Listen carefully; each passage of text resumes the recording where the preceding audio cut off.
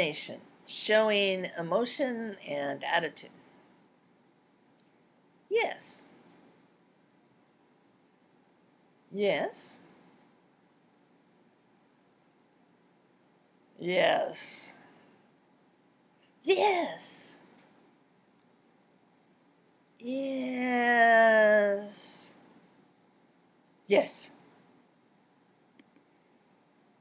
In this video, we'll continue looking at intonation. We'll look at it in terms of indicating emotion and attitude. Can you see how the change in intonation can indicate emotion?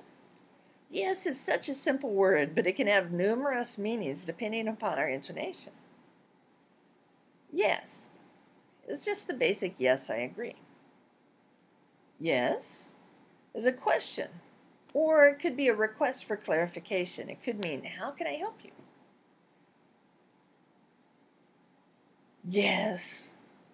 This really means no or exasperation. I'll do it, but I don't want to do it.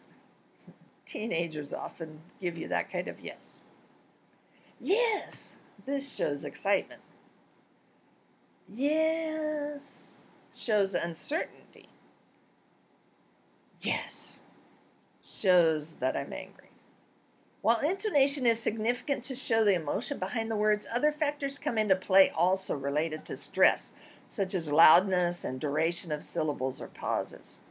We modulate our tone of voice by adjusting the pitch, but also by changing how loud or soft we say something. Shouting is associated with anger. High-pitched and a loud voice can mean surprise.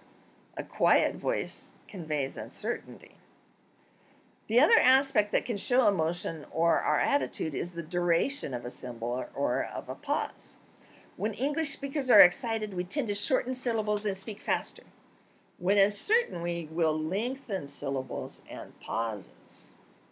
I usually tell my students that the two most important aspects of speaking are the voice volume and speaking speed. In the USA, we associate soft speaking with being shy, and loud to medium volume with being confident, and speaking too loud with anger and or ignorance. If you want people to understand you better, try talking a little louder so that you can sound confident. Confident speakers, rightly or wrongly, are forgiven pronunciation and grammar mistakes that softer speakers are not. The speed with which we speak is significant because if second language learners speak too fast, it will be extremely difficult to understand them. If they speak too slowly, which usually means long pauses, then listeners will assume they are not intelligent and will tend to lose patience with them. It's better to speak at a native English speed with pronunciation and grammar mistakes than it is to spend a lot of time pausing to think. To review, practice saying yes with different emotions. Many second language learners fail to put enough variation into their intonation, so listeners consider them emotionless or bored or some other misinterpretation. Practice exaggerating your tone of voice and intonation so that in an authentic situation, you'll be better at sharing your emotion. Does that make sense? Use exaggerated pitches and tones and speeds in class or by yourself so that when the situation arises in real life, you're more likely to sound natural. The next video in the series will finish discussing intonation, and the last video will talk about stress and syllables.